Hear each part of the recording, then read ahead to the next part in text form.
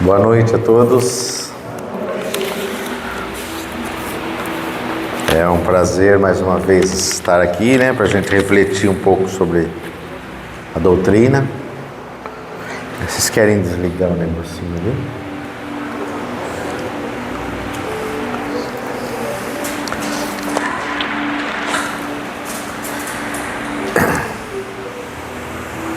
Bom,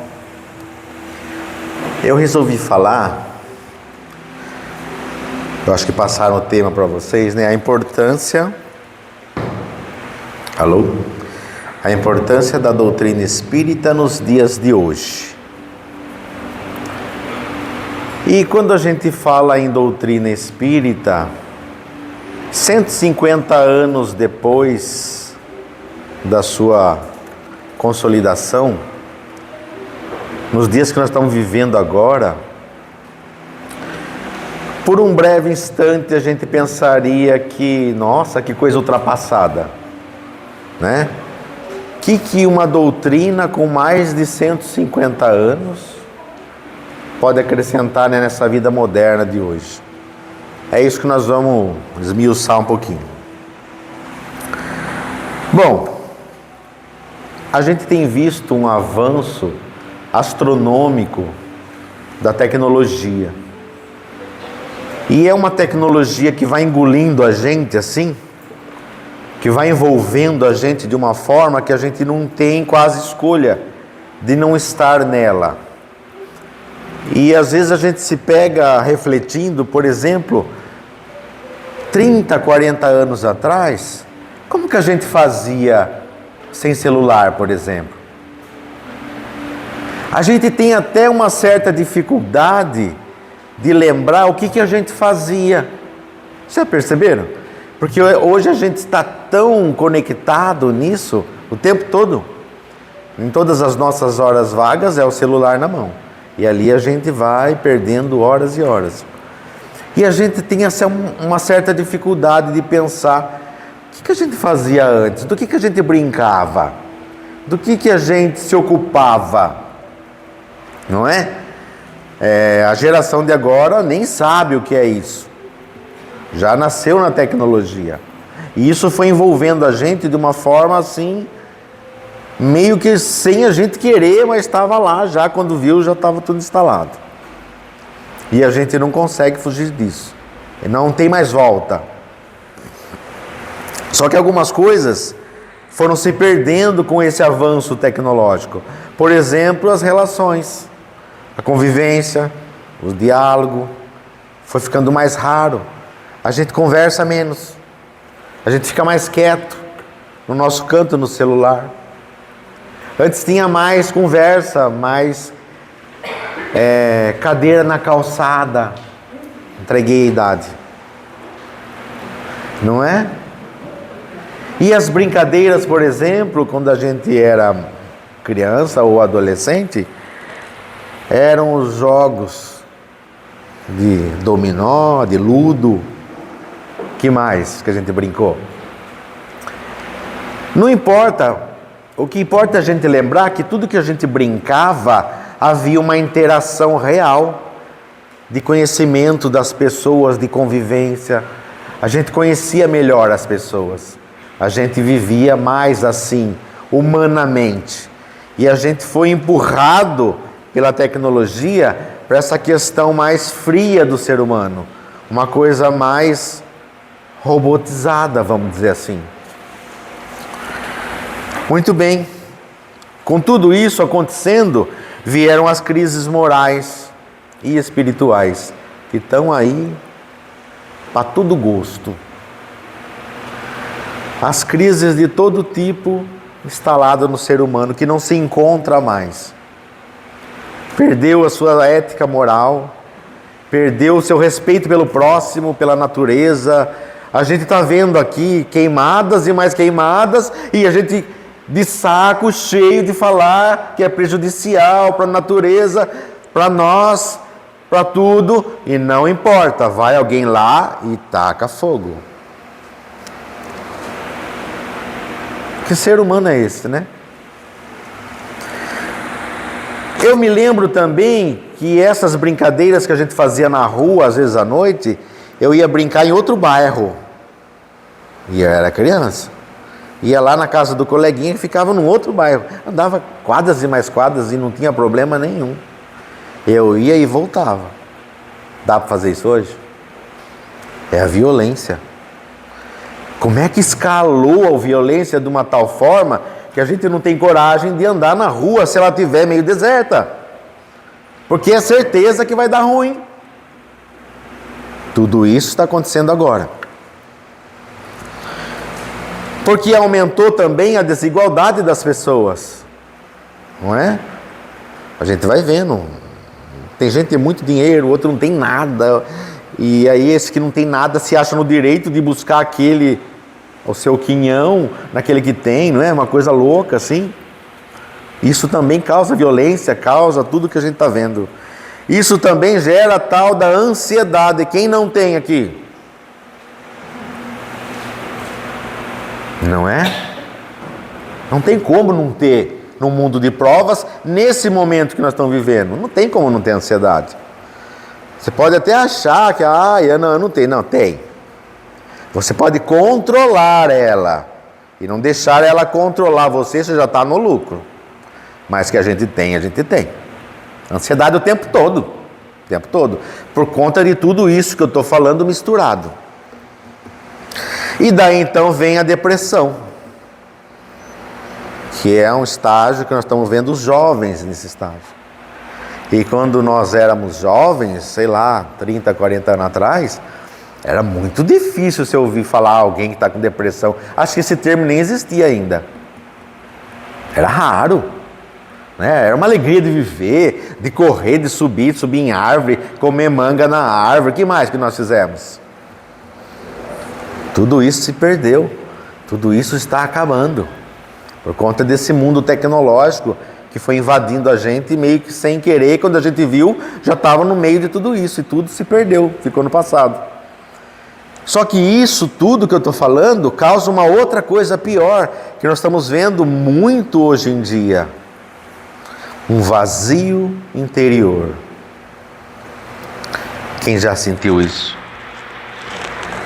Você consegue arrumar um pouquinho de água para mim? Por favor. Um vazio interior. Aliás, segunda-feira é um ótimo dia para uma reunião numa casa espírita, porque é o pior dia que o ser humano enfrenta na sua jornada de rotina, de trabalho, de retomar aquilo lá, aquela coisa chata, maçante, tudo de novo, vai começar a semana, e aí sim cai esse vazio interior. Um vazio existencial. O que eu estou fazendo aqui, velho? Será que tudo isso vale a pena? A gente não se pergunta. Para que tudo isso? Para que essa loucura? Nossa, para que eu tenho que trabalhar tanto assim? Para que eu tenho que fazer tudo de novo? Será que está certo isso? Será que eu não estou no lugar errado? Será que eu não reencarnei num mundo diferente? Não. Tá, isso é só para contextualizar o que nós estamos vivendo. E como o Espiritismo pode ajudar nós nisso? Eu falaria num pequeno momento por mim. Se não fosse o Espiritismo, eu acho que eu já estava internado num lugar aí, num CAPS da vida, ou estava fazendo um monte de besteira. Porque se eu não tivesse conhecimento que eu tenho das coisas, não dá para ser bonzinho. Vendo o que eu estou vendo assim, não dá. É preciso ter esse suporte da doutrina para entender o mecanismo do jogo da vida. E aí sim, opa, calma. Então vamos lá. Ele é o Consolador prometido por Jesus. Todo mundo sabe disso. Então, Jesus lá em 2025 anos atrás, falou assim: eu enviarei o Consolador, que vai falar coisas que hoje eu não posso falar. Porque a humanidade não estava pronta, precisava ter tecnologia, precisava ter um avanço para entender de tudo que a doutrina traria depois. E eis que veio o Consolador, que é a doutrina espírita. E ela nos esclarece 3 pontos fundamentais: de onde viemos, por que sofremos e para onde vamos. Só nesses 3 pontos já faz a gente ficar pianinho na conduta, certo? Porque de onde viemos dá uma ideia de que se eu estou passando por problemas no mundo de provas, coisa boa eu não fui. Coisa boa eu não fiz, porque Deus é justo, também aprendi isso, não é? Então, se os desafios estão no meu entorno o tempo todo, é porque são as oportunidades das escolhas erradas que eu fiz no passado. Simples assim. Por que sofremos? É isso aí. É o retorno dessas escolhas erradas. E não é castigo. Porque quando a gente olha como castigo, a gente vira vítima. Ai, como eu sofro, minha vida é ruim, nossa, tudo de errado acontece comigo. Ai, Jesus. E não é isso. É diferente. Eu vi uma frase aqui já hoje, e eu falei, nossa, que frase da hora.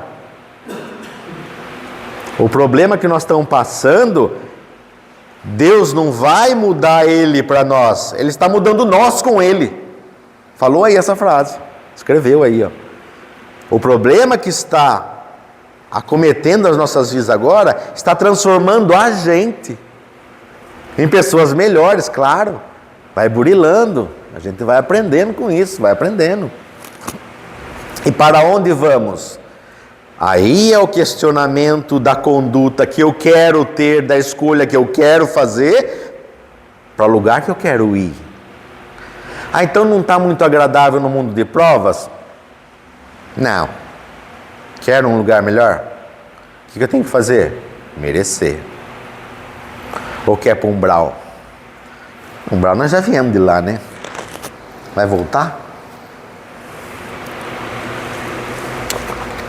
Então esses 3 esclarecimentos que a doutrina traz, só ele já dá um apanhado de como eu tenho que me conduzir nessa oportunidade. Então a doutrina é importante sim nos dias de hoje.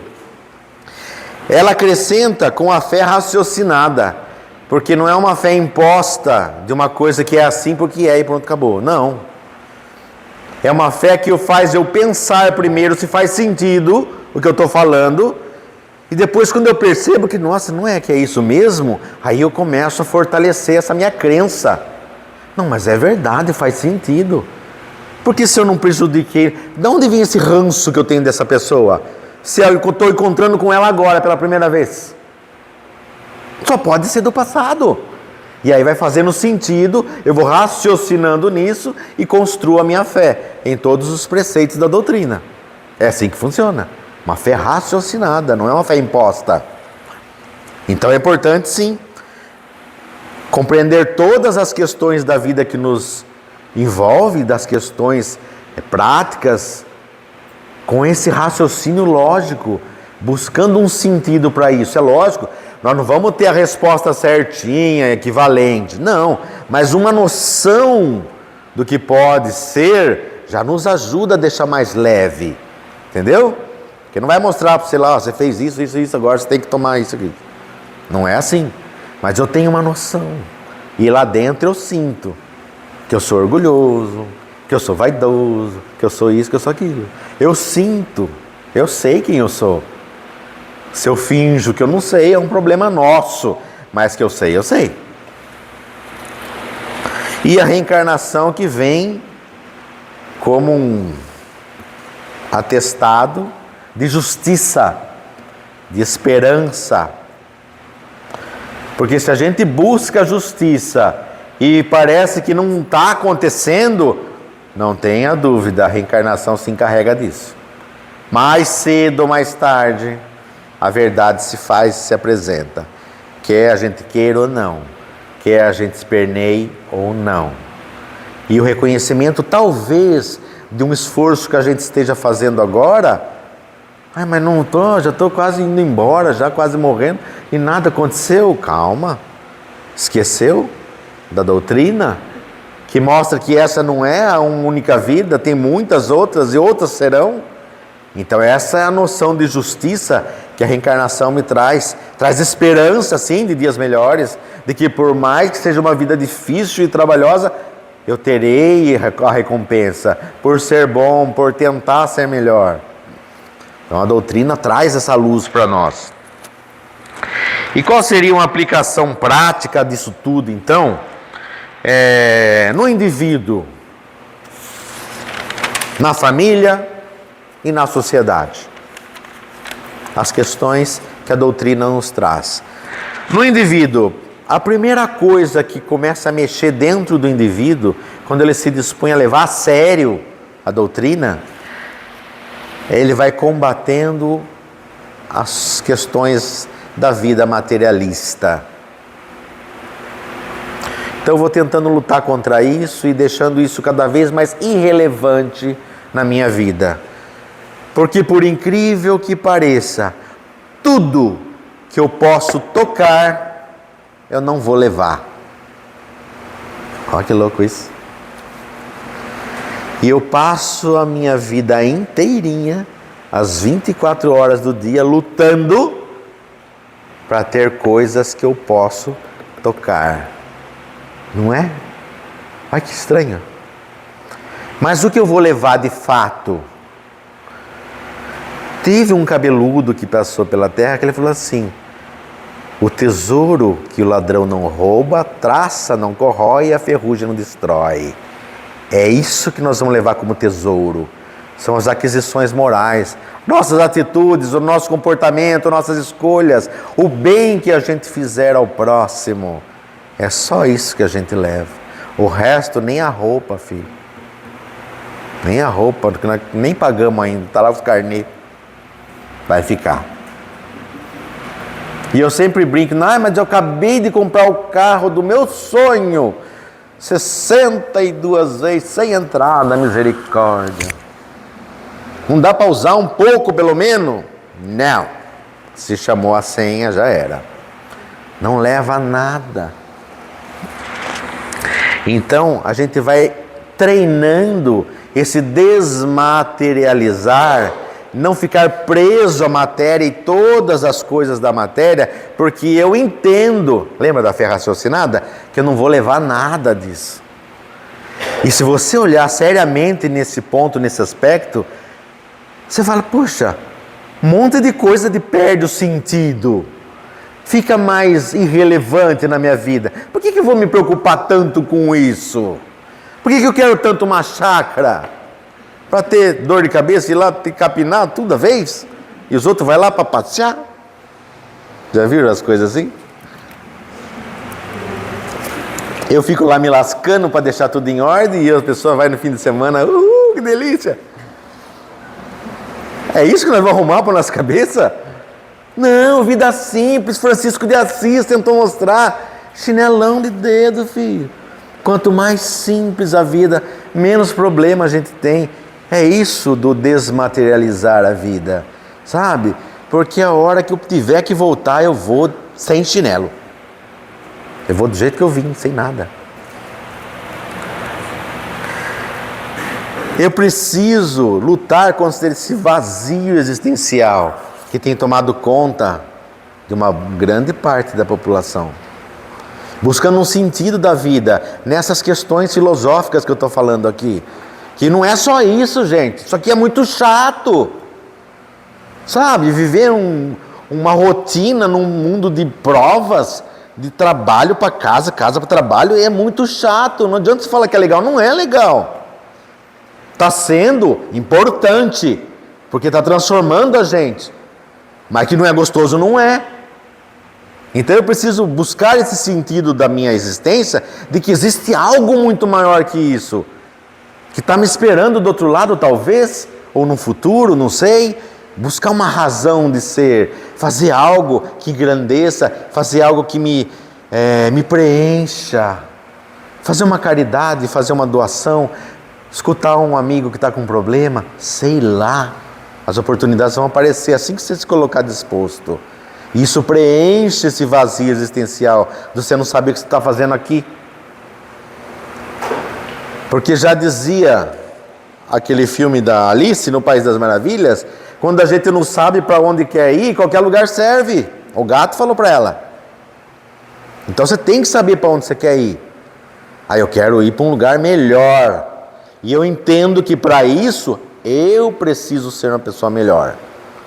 E para que eu seja uma pessoa melhor, eu tenho que fazer melhores escolhas. Não posso ficar com picuinha com os outros, ficar brigando com todo mundo, ficar fazendo questão de qualquer coisinha. Eu tenho que aprender que muito mais vale eu ter paz do que eu ter razão. Deixa a razão porque você quer ter razão. Eu não quero mais ter razão, eu quero ter paz. Sabe, você vai amadurecendo, você vai vendo essas coisas, porque daqui a pouco eu estou indo embora, tchau, fica tudo aí para vocês. Não quero casa, não quero nada. Eu vou viver o mundo espiritual, que é o verdadeiro. É isso que a doutrina vai ensinando a gente como indivíduo. A reforma íntima. A gente vai se reformando internamente, para que externamente eu tenha atitudes diferentes da que eu venho tendo há milênios. Toda vez que eu sou cutucado, que eu sou convidado, aí eu explodo, eu ofendo, eu magoo. Não, isso aí você já faz sempre, viu? Pai, tem que fazer diferente, filho. Nós já explicamos que tem que fazer diferente. Chegou a hora de fazer diferente. Reformar isso. Na família, como a doutrina pode ajudar na família? Como? Compreendendo quem está do nosso lado não está pela primeira vez. Não caiu ali de paraquedas. Eu tenho participação na história desse espírito que veio hoje como filho, como esposa, como mãe, como tudo. E tenho participação efetiva de pôr a mão lá mesmo. Ajudando ou prejudicando? Como que eu vou saber? Como é a relação? É fácil? Foi ajudando. Aí é complicado? Prejudicando. É o que a doutrina nos ensina. Então ela é útil? Para mim tentar equalizar isso, entender. Nossa, calma, eu tenho que ter paciência. Porque aí eu vou exercitar a tolerância, a paciência, o perdão, 1 milhão de vezes perdão. Se você não exercitar 1 milhão de vezes perdão, você não consegue conviver com as pessoas. Ah, mas toda vez tem que ser eu que tenho. Tem. Porque é você que está pronto, está esclarecido, está tentando ser melhor. O outro nem sabe de nada disso que nós estamos falando. Então vai se cobrar de quem? De quem sabe. É eu que tenho que fazer melhor, sim, sempre. E assim eu consigo melhorar a convivência. E como o Espiritismo pode ajudar na sociedade de hoje, gente? Com tudo isso modificando em cada um de nós, a gente faz crescer entre nós a caridade, a fraternidade, o serviço ao próximo, o amor ao próximo. Como aqui nesta casa provavelmente tem os acolhimentos fraternos, a ajuda de cesta básica, que em todos os lugares tem. Isso é o que faz com que a sociedade se movimente, porque tocou a cada um na sua necessidade de fazer algo diferente por alguém, buscando preencher esse vazio existencial que a gente às vezes acorda numa segunda-feira, entendeu? E é assim que a gente vai preenchendo e vai tocando um dia após o outro, um dia após o outro, até que a gente volte para o nosso verdadeiro lar. Mas nós estamos num momento difícil do planeta, porque nós estamos na transição, no começo da transição planetária, de um mundo de provas e expiações para um mundo de regeneração. E falaram pra gente que ia ser trash. Ó, o bagulho vai ser louco. Falaram com esse termo para nós. E a gente falou assim, não, tô pronto. A gente falou isso. Pode, deixa que venha. A gente falou que estava pronto, que aguentava sim. E agora chora. Como minha vida errou. Que inferno também. Percebam que nós estamos passando por provas coletivas. Pandemia, guerra, corrupção generalizada de novo, injustiças, dificuldade financeira, quase todo mundo assim no mesmo balaio. Olha que louco. Insegurança, igual eu estava falando. Antes a gente brincava na rua, saía andar, não dá mais. É um karma coletivo. O que é um karma coletivo? São escolhas erradas que a coletividade fez e volta num mundo construído por nós e agora vem colher os frutos dessas escolhas mal feitas. Para sentir na pele o quanto é bom. E a gente tem que fazer diferente agora. Fazer isso aqui é um movimento de paz. Um movimento de ser diferente. Para que assim, numa próxima oportunidade, aí vai ser um dharma coletivo, que é quando vem o fruto para todo mundo. Mas nós viemos num desafio. A gente achou que estava pronto, pediu, implorou, entrou na fila lá, falou: eu quero ser um espírita. Podia ser uma religião mais assim? Não, tem que ser espírita, porque daí já sabe tudo. Não dá para alegar que não sabia, que não entendeu, não dá. Porque ali, filho, está tudo escritinho assim, ó. Não dá para alegar ignorância. Ah, mas é que você viu o que ele fez para mim também? Não interessa. Não importa. Como não? Não importa. Quem que tem que dar o passo? Eu. Quem que tem que virar a face? Eu. Quem que tem que perdoar? Eu. No Pai Nosso a gente fala isso no dia a dia, esquece? Perdoa nossas dívidas assim como nós perdoamos. É uma condicional, ó. Você só perdoa se eu perdoar aqui. A gente fala isso no Pai Nosso, mas fala assim, né? Aí quando eu chego, viu, você já perdoou? Não quero nem ver na frente. E quando eu passo para outra calçada. Você acha que cabe? Não, fala sério. Você acha que cabe no nosso comportamento hoje?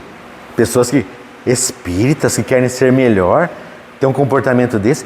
Fale que eu não tô, não fale que eu não tô. Ih, nossa, fale que dá uma saída.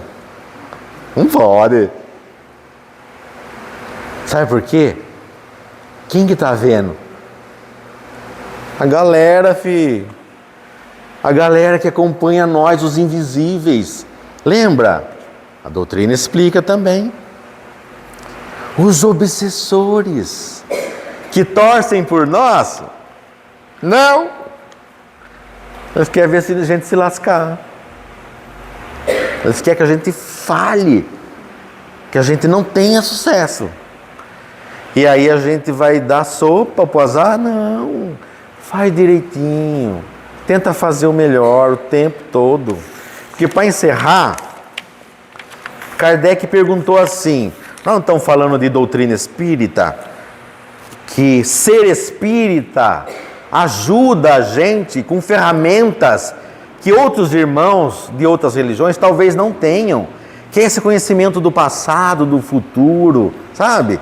Do entender o porquê, do mecanismo das coisas, que faz com que a gente, poxa, faz sentido. Então essa ferramenta, ser espírita, deixa mais leve a caminhada. E Kardec pergunta, como se reconhece o verdadeiro espírita? É aquele que vem aqui toda segunda-feira, abre o centro, e faz todo o seu trabalho toda semana? É esse? Não é. O verdadeiro espírita se reconhece por aquele indivíduo que se esforça para superar as suas más inclinações. Só isso. E eu não falei que consegue. Ele não fala. Os espíritos não falaram que consegue. É o que se esforça. Porque muitas vezes tem coisas que a gente ainda não consegue, mas está se esforçando e eles veem isso. Eles reconhecem o nosso esforço e vai nos ajudar a conseguir cada vez mais, para que a gente saia daqui vencedor dessa vez, porque a gente já perdeu algumas tantas vezes de oportunidades. Então que esta seja a nossa melhor reencarnação. Esse é o meu desejo sincero a todos vocês, a todos nós, aos nossos familiares, que a gente aproveite ao máximo toda a oportunidade que cair no nosso caminho de ser pessoas agradáveis, pessoas melhores. Que assim seja, que Deus nos abençoe e nos ilumine, hoje, amanhã e sempre. Que assim seja. Obrigado.